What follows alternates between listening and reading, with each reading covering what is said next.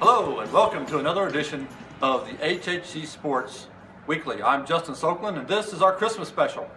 Actually, it's not special, but it is Christmas and it gives me an excuse to put on a silly hat. And in the meantime, we're going to look at highlights from boys basketball, especially the New Albany and Carmel matchup. We have an interview with former New Albany coach and Hall of Famer Jim Miller, and we'll look at the girls basketball highlights, especially the matchup between Bedford North Lawrence and Madison. So let's get right to it. The hottest team in the league is Jennings County, which has won 6 in a row. Madison has won 5 straight after beating B&L 67-66, as the Stars missed last-second shots to win, and the Cubs also beat Austin last weekend. Jeffersonville got a much-needed victory over Clarksville 72-60. Of course, the game of the week was Class 4A number 4 Carmel at 4A number 6 New Albany.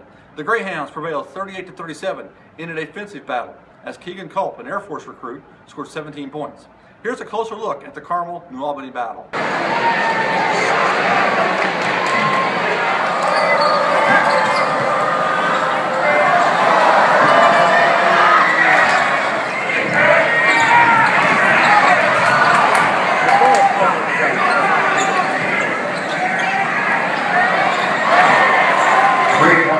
knew it was going to be a hard-fought, tough, battle in a hostile environment, and that's exactly what it was.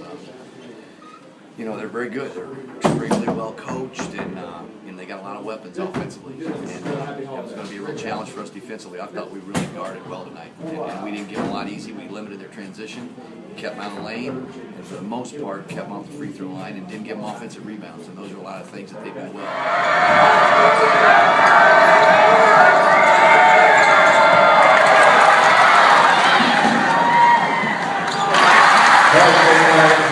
You had chances. I mean, you missed some free throws in the fourth. You had last possession, just about everything you could ask for except the ball going in. Well, I felt like if we took the last shot, we could win the game, and I still feel that way. We really didn't want to shoot it before. Sometimes you'll say, well, let's go ahead and shoot, and if we don't make it, we can foul, but fouling them's like giving them a layup. I know the kid missed the one at the end, but if Klein or Cope get it, it's over. They're not going to miss. So I thought, we'll just go for the win. I didn't know how much more we had left anyway. We're not real deep when we play teams like this. And so I thought we'll just go for the win, and we did. It was a layup. Yeah. Couldn't ask for anything better. But it just rimmed out. And then, we're pouting at 3.3 seconds to go. We're like, oh, really? Like we're done here? They might miss. We'll get a good look. And we did. And we haven't even worked on that. And the kids did a nice job of outletting it, D, get it up the floor. I wasn't sure Josh was going to have time to get it off, and he just rimmed it in and out.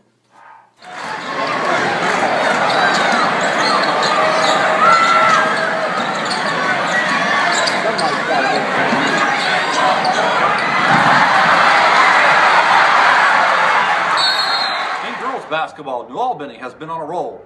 The Bulldogs posted their 4th straight win by beating Castle, and they're now 8-2. Seymour improved to 8-2 with the 75-54 win over Whiteland.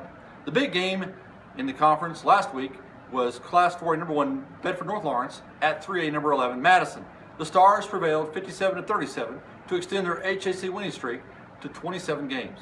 Here's a closer look at B&L's victory over the Cubs.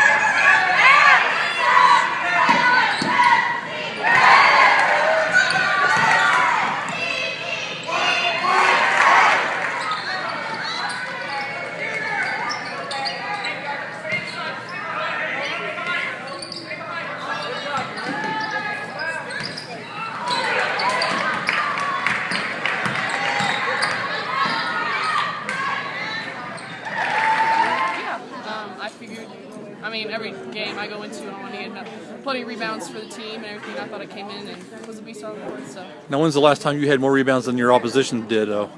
I don't think ever. So Not even in that's junior a high? accomplishment, yeah.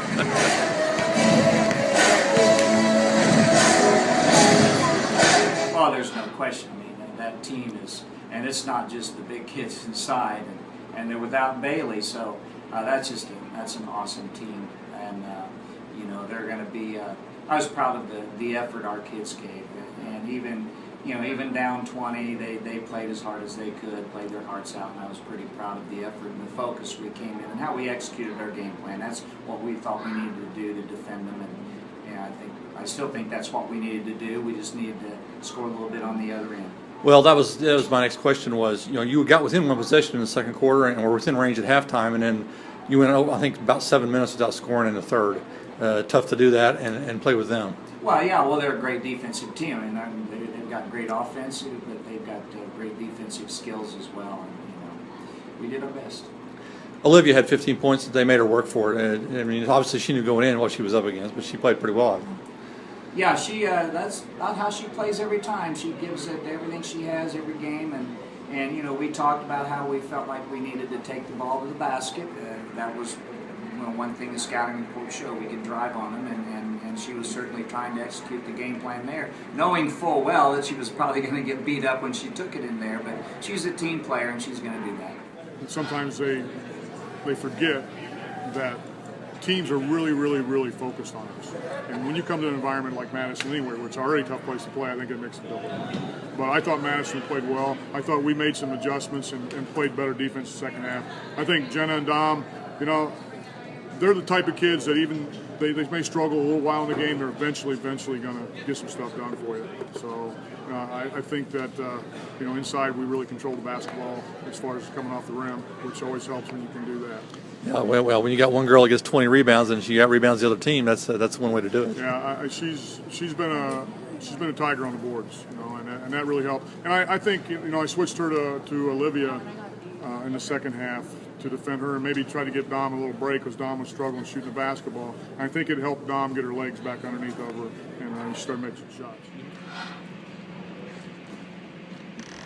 This week, the league has a light schedule because of the holidays, which explains the hat, of course. Some of the games to watch over the next 2 weeks include, in the boys, on December 27, Evansville-Bosse will visit New Albany, while Jeffersonville will face Christian Academy of Indiana. On December 30th, Southport, ranked number 1 in Class 4A, will visit Jeffersonville. And on January 1 to 3, Bedford North Lawrence, which is 1-7 and off to the worst start in program history, will compete in the Bob Whittig Memorial Tournament in Richmond. In girls basketball, on December 27th, Franklin Central, which is 8-2, will visit Bedford North Lawrence, which is 11-0. On December 29 and 30th, Jeffersonville will compete in a loaded Columbus North tournament, which also includes Penn, Mooresville, Pike, and Homestead. All those teams are ranked in the top 10. And on January 2nd to 3rd, B&L and Seymour will play in the Pete Pritchett Invitational at Bedford North Lawrence. That concludes another episode of the HHC Sports Weekly. Continue to track us on Facebook and Twitter. We're going to take a 2-week break and return on January the 13th with more highlights from the Hoosier Hills Conference, boys and girls basketball, and talk about other sports as well. Until then, thanks for watching and have a Merry Christmas.